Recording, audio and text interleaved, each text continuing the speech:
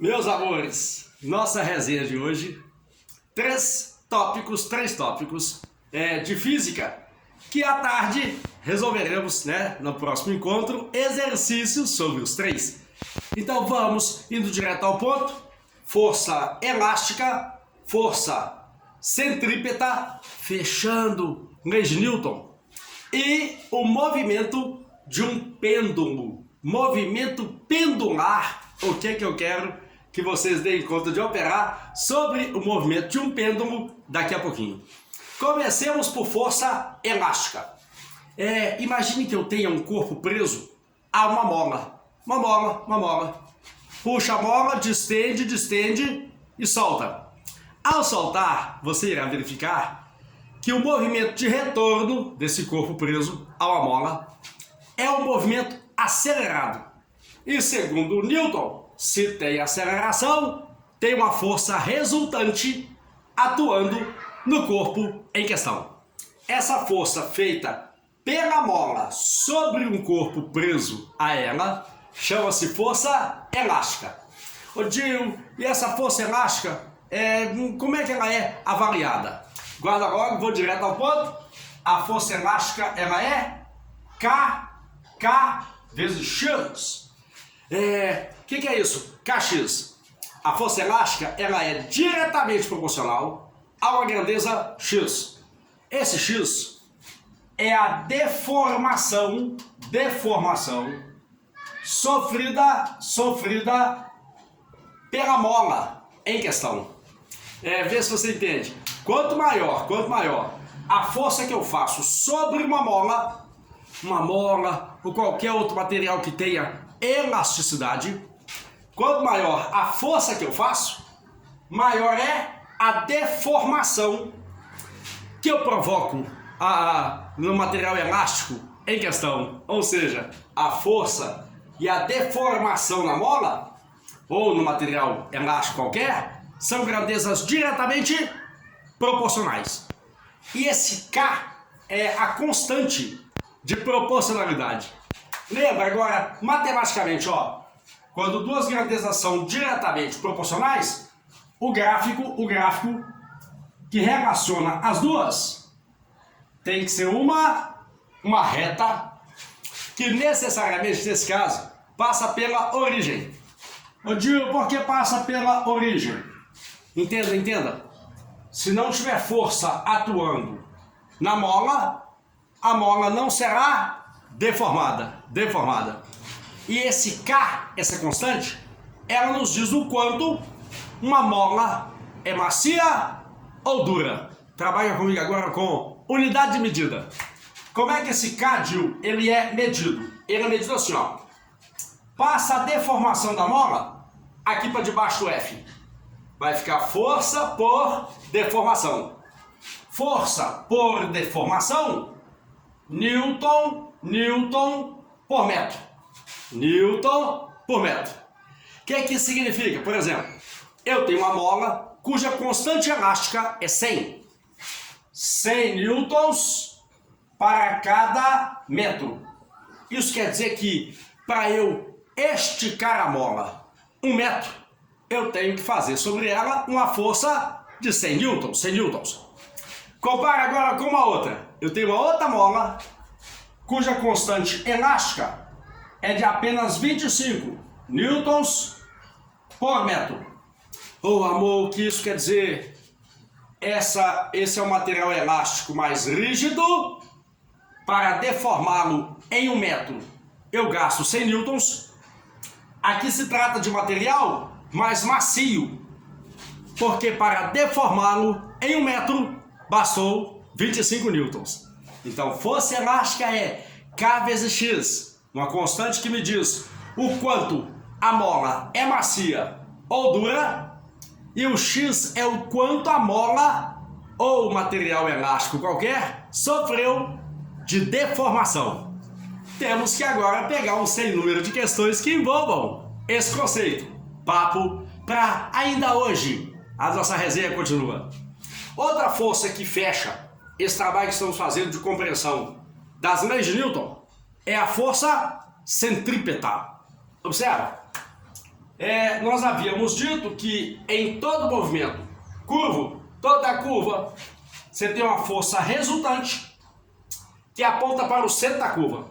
Essa força resultante chama-se força centrípeta, que é devida à aceleração centrípeta. Mas, segundo Newton, força resultante é massa vezes aceleração.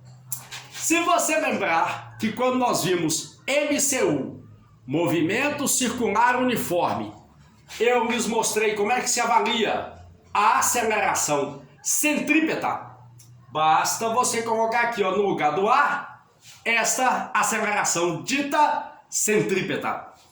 Devido a esse fato, força centrípeta é massa, aceleração centrípeta é o quadrado da velocidade tangencial dividido pelo raio da curva em questão. O que essa expressão nos diz? Que quanto maior a sua massa, quanto maior a velocidade com a qual você entra numa curva, maior é esta força dita centrípeta. E maior é a chance de você escapar pela tangente à curva em questão. Agora pensa no raio, ó. Uma curva de raio grande, ela é suave, fácil de ser feita, porque se o raio é grande, a força centrípeta será pequena. Sobre, por exemplo, um carro tentando fazer uma curva. Agora uma curva muito fechada, raio pequeno, a dificuldade de fazê-la é maior, porque estará atuando aí, ó, raio pequeno, estará atuando aí uma grande força chamada de força centrípeta. E para fechar essa unidade sobre as leis de Newton, imagine o seguinte agora, imagine que eu tenha um pêndulo. Vou prender aqui uma pedra no barbante, amarrar o barbante lá no teto, vou deslocar essa pedra uma merrequinha e soltar. Se não houver atrito, você terá infinitas oscilações do pêndulo. Mas se você reparar bem, no movimento pendular, amor, ocorre o seguinte. Aqui eu tenho, supondo, uma parede, um teto, e aqui eu tenho um corpo oscilando pendularmente.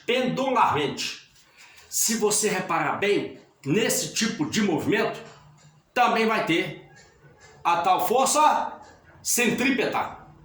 E depois faremos questões que envolvam o movimento pendular e associar o movimento do pêndulo.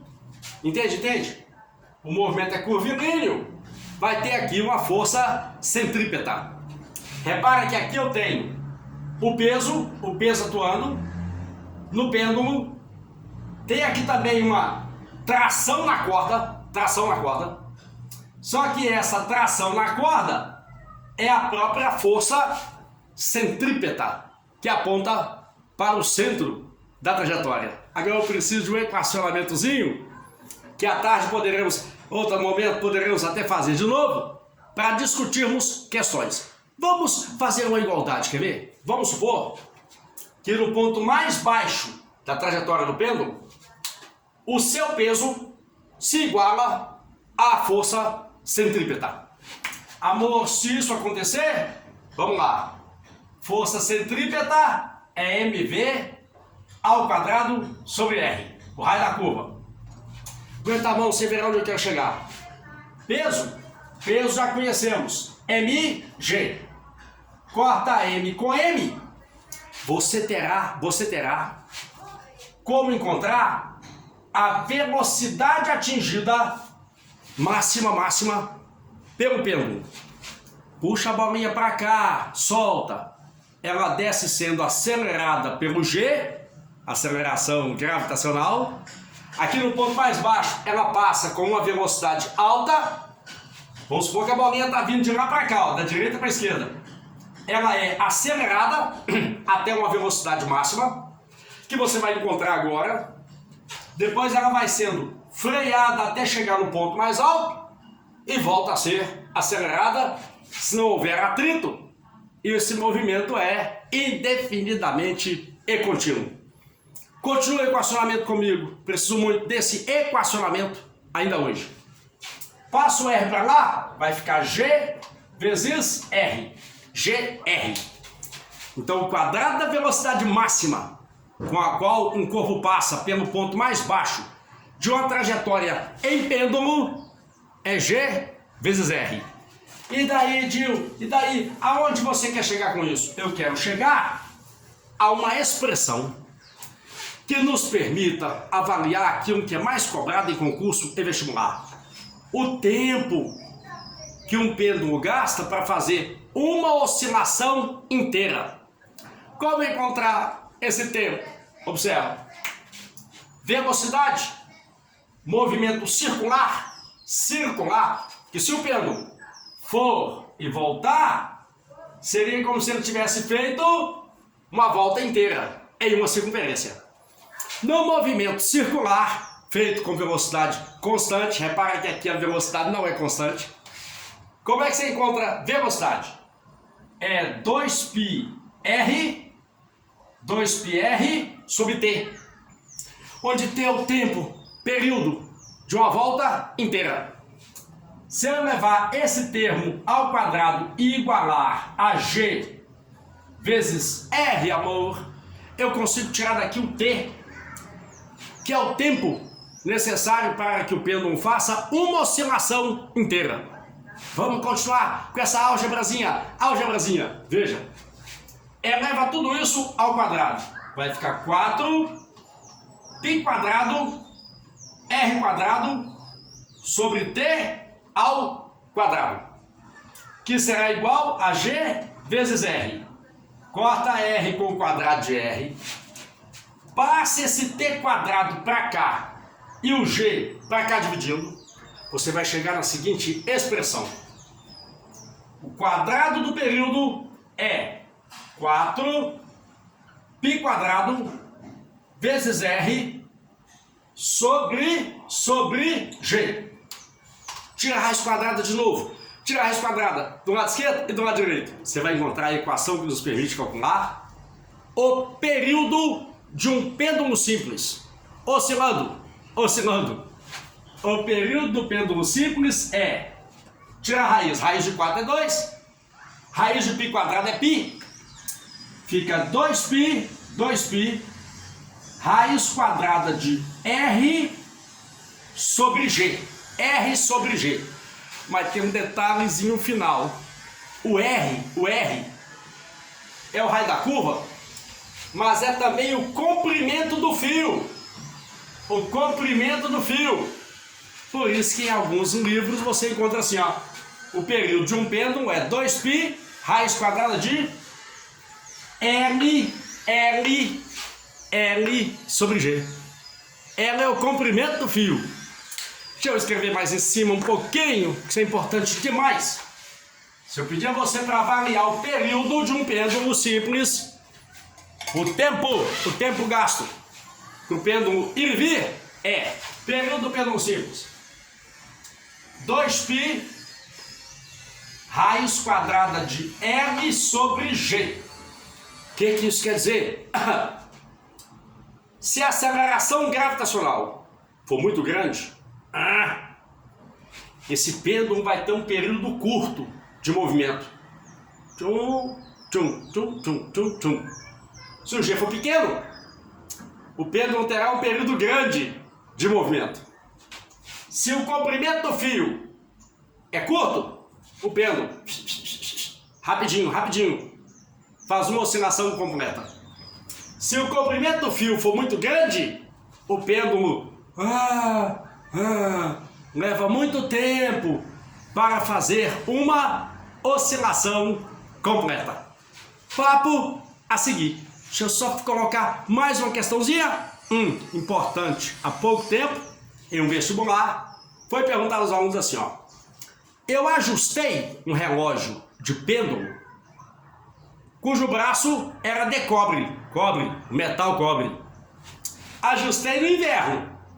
No verão, esse relógio de pêndulo atrasa ou adianta? Pensa comigo. No verão, temperatura alta, o metal cobre dilata. Todo material sob aquecimento, né? Todo metal sob aquecimento acaba dilatando. O braço do pêndulo dilata, o comprimento do pêndulo aumenta e o tempo que ele gasta para fazer uma oscilação também aumenta, ou seja, ele vai gastar mais tempo para fazer uma oscilação inteira. Quando ele bater lá para marcar tipo 1 segundo, já passou 1 segundo há muito tempo. Então esse relógio que estava ajustado no inverno, no verão ele vai atrasar, porque ele vai levar mais tempo para registrar a passagem de tempo.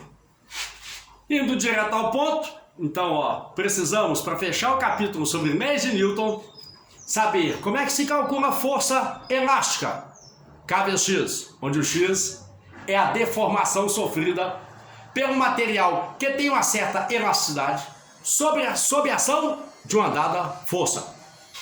Todo movimento em curva tem uma força resultante que aponta para o centro da curva. Como é que chama? Força centrípeta. Massa quadrada da velocidade sobre o raio da curva. Período do pêndulo simples. E todo esse equacionamento você tem que saber para resolver questões que envolvam o período, o tempo que um pêndulo gasta para fazer uma oscilação completa. Mais uma rapidinho. Aqui eu estou no Polo Sul da Terra. Vou em direção ao Equador. Indo em direção ao Equador, eu me afasto do centro de massa da Terra, porque a Terra é achatada nos polos. Então, no Equador, o G é menor. Se o G é menor, o tempo que o pêndulo gasta para fazer uma oscilação inteira aumenta e o relógio atrasa.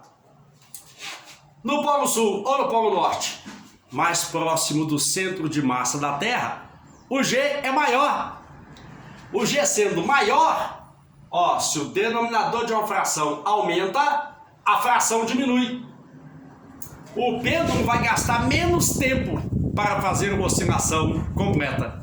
E aí o relógio de pêndulo, ao invés de atrasar, ele vai adiantar. Cenas do nosso encontro de hoje, leis de Newton, fechando essa unidade. Até a próxima videoaula.